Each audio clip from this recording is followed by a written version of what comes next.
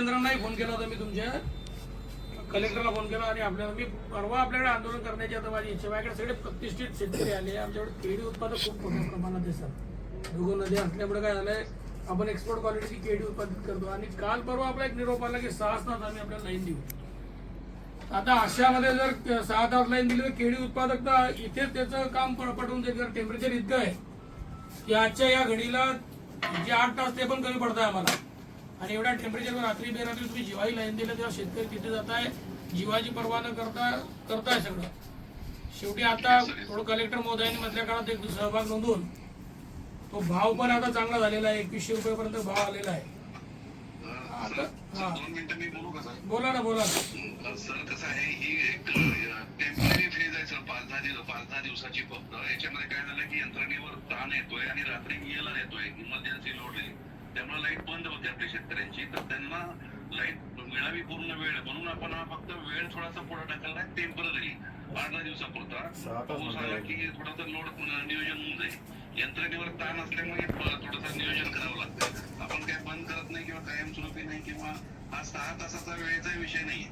फक्त चालू करायची वेळ बदललेली आहे. आपण 6च्या ऐवजी 8-7 तास करू शकतो, काही प्रॉब्लेम नाही. यंत्रणा आपल्याला जर डे टाइम मध्ये आपल्याला काही अडचण नाही आहे.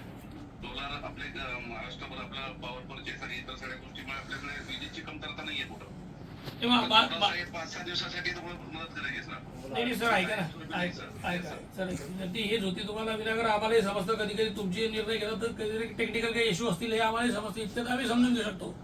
पण आता हे 5-7 दिवसच खूप महत्वाचे आमच्यासाठी पण आहे. टेम्परेचर आणि हाताशी आलेली केळी तुम्ही जर एक व्हिजिट केली ना, तो जो केळीचा घड आहे तो तुटून पडायला लागला आता. असा त्याला पाणी नाही मिळालं. ही जर नुकसान आता 4-5 दिवसात झालं, तुम्ही लागलं टायमिंग बदलून द्या. आम्हाला टायमिंग बदलून दिलं, 8 तास पूर्ण दिले तरी आम्ही करून देऊ. देणार ना साहेब आपण. मला समजा 8 तासाची वेळ आहे, त्याच्यात 2-3 वेळा ELR आला, इमर्जन्सी आउटेज, तर त्यांना वेळ लाईट भेटेल का?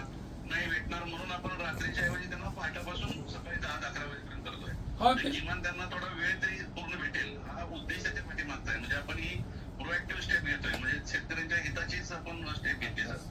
नाही ते बरोबर. काय होईल, आम्ही काहीच नसतं केलं तर रात्री ELR आला की सिस्टम मुळे बंदच करावं लागतं. त्याला पर्याय राहणार नाही. सर तुमचं म्हणणं अतिशय बरोबर, तो आपलं म्हणणं अतिशय बरोबर. फक्त 8 तास करून द्या, आपली वेळ आपली ठरवा, आपण आपल्याप्रमाणे करा.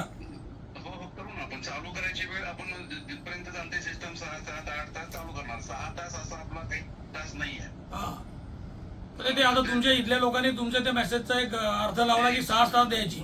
आणि सगळीकडे मग आता लोकांमध्ये असंतोष निर्माण झाला, खडबड निर्माण झाली. परवा जाता आम्हाला तुमच्याकडे आंदोलन करावं लागतं की ते शेतकरी जर मरतील. इकडे हाताशी तोंडाशी आलेला घास आहे.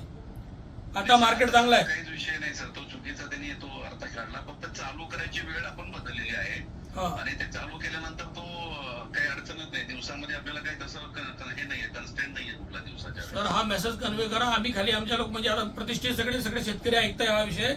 आम्ही हा विषय कन्फर्म आमच्या शेतकऱ्यांपर्यंत पोहोचू की आपल्या 8 तास मिळेल. फक्त वेळ बदले तर आपण वेळ 7-8 दिवस आपण तसं सहकार्य करू. 7-8 दिवसापुरताच विषय आहे. एकदा पाऊस झाला, 1-2 आपल्या पॉकेटमध्ये म्हणजे दुसऱ्या पॉकेटमध्ये पाऊस झाला समजा, तर आपला ऑटोमॅटिक लोड उपलब्ध होईल संध्याकाळी. फक्त ताणली जाते सिस्टम. आणि मग रात्रीच्या यांच्या स्लॉटमध्ये जे रात्रीचे फीडर आहेत त्यांना जर ELR आला तर पूर्ण वेळ भेटणार नाही. म्हणून आपण थोडासा टाइम एक्सटेंड केलेला आहे, नियोजन केलेलं आहे. फक्त टायमाचं मॅपिंग चालेल, विषय नाही. टायमाचं चालेल आम्हाला. फक्त जी वेळ आहे ती 8 तासाची द्या सलग, म्हणजे बरं होईल. एवढंच विनंती होती आपल्याला. सलग करतील सर, त्याचा काही मोठा इश्यू नाही सर. तेवढा मेसेज कन्वे करून द्या प्लीज सर. जी थँक्यू. यस.